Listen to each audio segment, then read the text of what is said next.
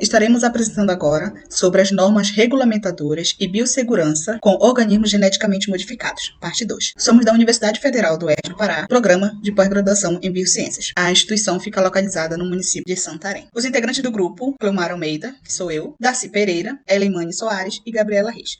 O nível de biossegurança, eles representam as condições mínimas nas quais os organismos geneticamente modificados, eles podem ser manipulados com segurança. Eles são divididos em 4 níveis, né? NB1, NB2, NB3 e NB4, e em todos esses níveis é necessário se ter uma adoção de boas práticas laboratoriais, além dos requisitos específicos para cada nível. O primeiro nível aqui apresentado é o nível NB3. As práticas especiais para se trabalhar em ambientes NB3 são as mesmas práticas para NB2, acrescida de alguns pontos. O primeiro ponto é que ambientes NB3, eles têm que ter um acesso restrito, né? Somente pessoas autorizadas elas podem ter acesso a esses ambientes. É necessário se ter treinamento e a utilização dos POPs, que são os procedimentos operacionais padrão, né?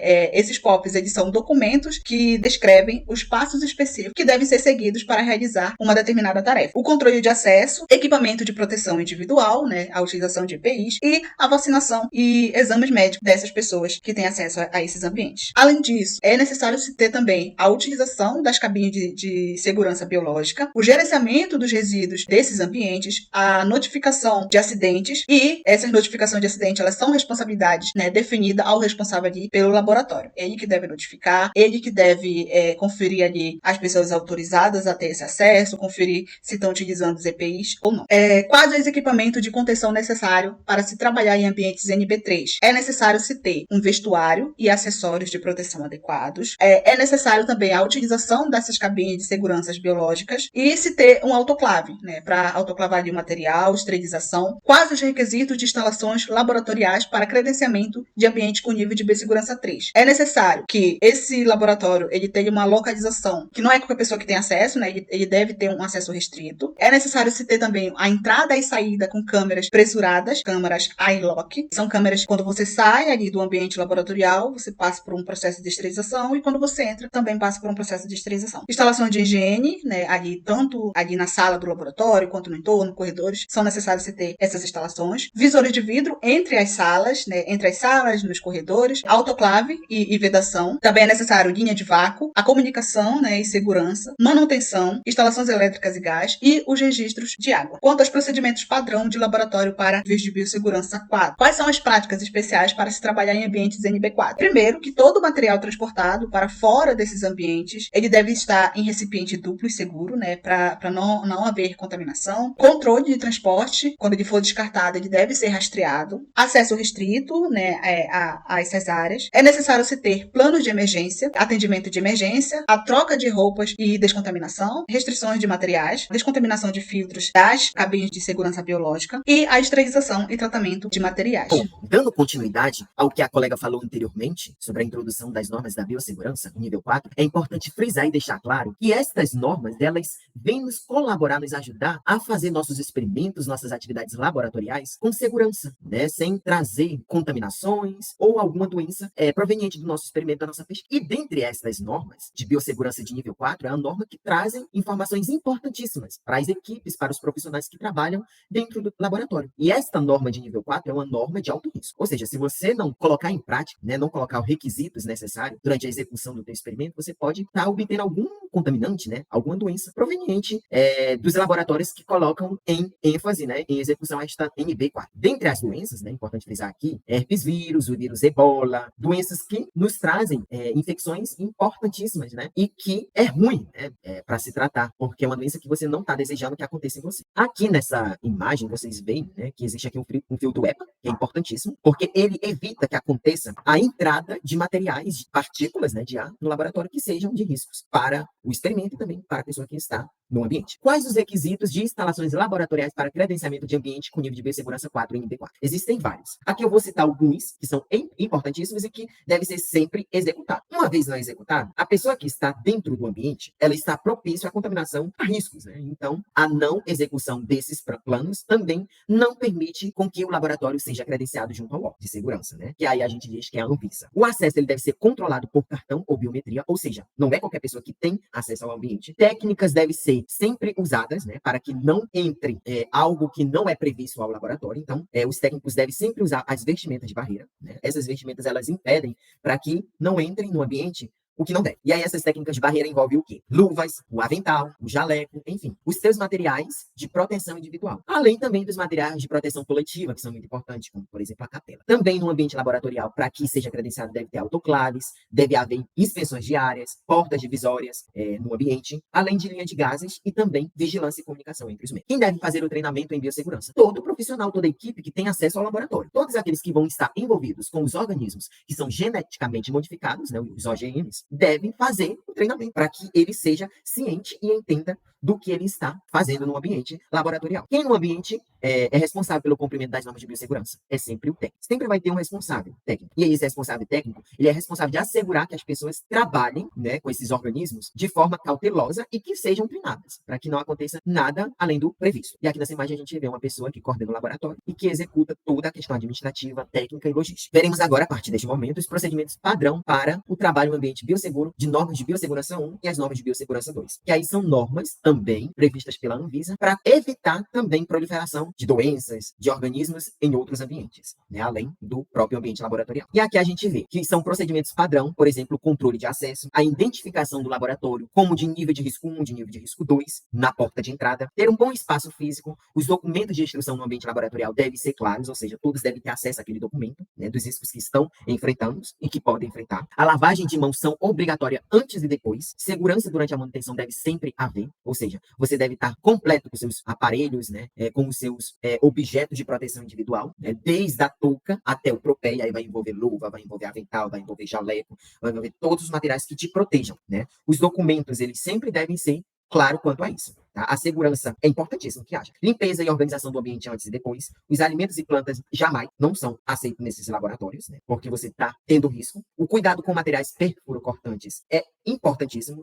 Por isso que quem tem contato com esses materiais devem ser treinadas para que eles possam ser descartados em ambientes também seguros. Deve haver um plano de contingência e emergência e o controle de antrópodes e roedores. Classes de risco de organismos existentes. Existem algumas classes. Existem 4 classes de risco para que tenha o controle dos OGMs. A primeira classe, que é a classe de risco 1, nos dizem que é o menor risco para os indivíduos que trabalham com as OGM e também para a coletividade. Eles, no caso, são organismos que não apresentam materiais geneticamente agressivos, ou seja, não é materiais tão agressivos quanto os materiais de nível 4, né? Como foi falado anteriormente. Porém, eles, de qualquer forma, eles trazem riscos à saúde humana, né? Também animal, à flora e ao meio ambiente. São riscos pequenos, mas trazem. Um exemplo desse é a Saccharomyces cerevisiae, um organismo vivo, geneticamente modificado, que traz um risco de classe 1. O outro nível é o risco 2, né? Que eles são, no caso, moderado, né? O risco, e que ele não traz também um risco tão grande quanto o nível 4, né? Ele já é moderado. Os organismos desta classe, eles apresentam risco moderado à saúde humana e animal, mas baixo risco de disseminação e efeitos indesejáveis à flora e ao meio ambiente. Um exemplo é a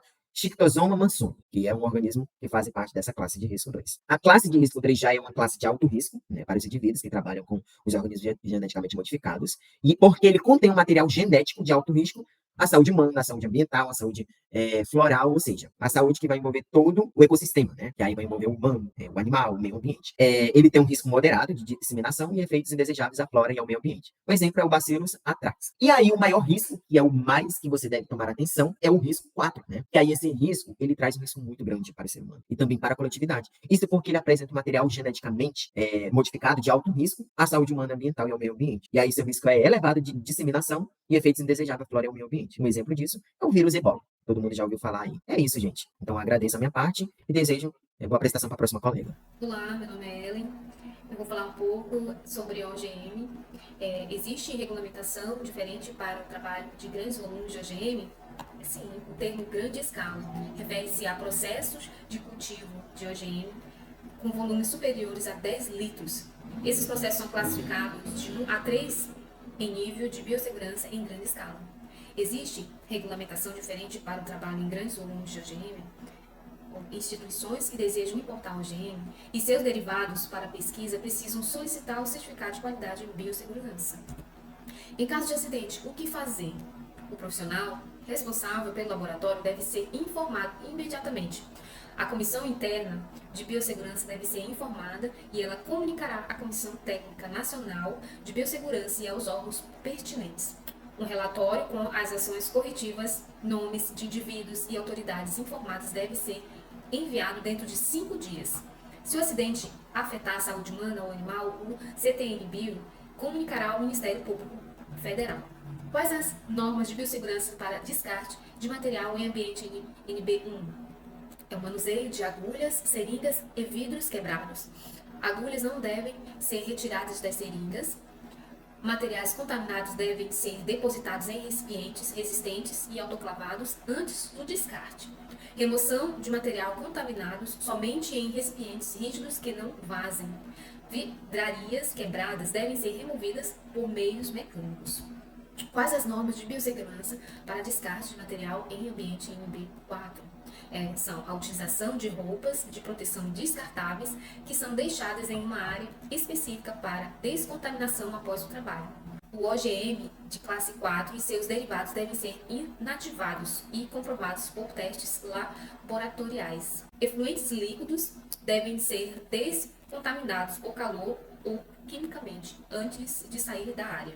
O que é FSPQ? É a ficha de informação sobre segurança de produtos químicos. Ela transmite informações essenciais sobre os perigos de produto ao usuário. Permite medidas de segurança para a saúde e meio ambiente. Contém informações do produto como perigos, primeiros socorros, combate a incêndio, forma de armazenamento, instruções para manuseio, estabilidade, toxicidade, EPIs necessários, informações sobre comportamento ambiental, descarte e transporte, base para protocolo de descarte, variando de acordo com a legislação específica de cada país. Quais são os EPIs necessários antes do trabalho, para esse manuseio químico? Existem alguns EPIs que eles servem para a proteção dos olhos, da face, pele e respiratória. Tipo de proteção para os olhos, face, depende do risco e potencial de contato. Tipo de luva, EPI, para corpo e calçado conforme o risco. Proteção respiratória pode ser dependente, máscaras com filtro ou independente, autônomo. EPIs para risco térmico, altas ou baixas temperaturas. E o que é CNEN?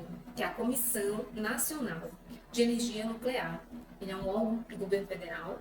Ele elabora normas e recomendações baseadas em padrões internacionais para o uso de radiações ionizantes, regula e fiscaliza o uso de energia nuclear no país, investe em pesquisa e desenvolvimento para ampliar e garantir a segurança das técnicas associadas ao setor.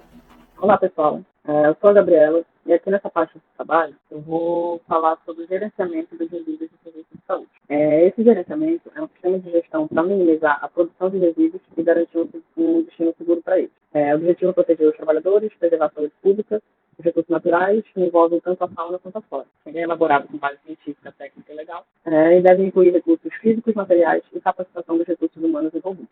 O Plano de Gerenciamento de Resíduos de Serviços de Saúde, o PGRSS, ele objetiva a parte de coleta, transporte e destinação final desses resíduos de serviços de saúde. Ele deve seguir as normas dos órgãos locais, tanto municipais, estaduais e federais, e tem a obrigatoriedade de elaboração para todos os geradores de resíduos de serviços de saúde. O acondicionamento desses resíduos deve fazer uso de materiais resistentes à perfuração e ruptura, como saco ou recipientes como a Descarbox, que é aquela caixa de papelão amarela que fica nos laboratórios, para descarte de perfura cortante, por exemplo. Os sacos devem ser impermeáveis, resistentes a rompimentos e vazamentos. Deve-se respeitar o limite de peso de cada saco, e há também a proibição de reaproveitamento desses sacos. E os resíduos líquidos devem ser acondicionados em recipientes rígidos, estanques de material compatível e com tampa vedante.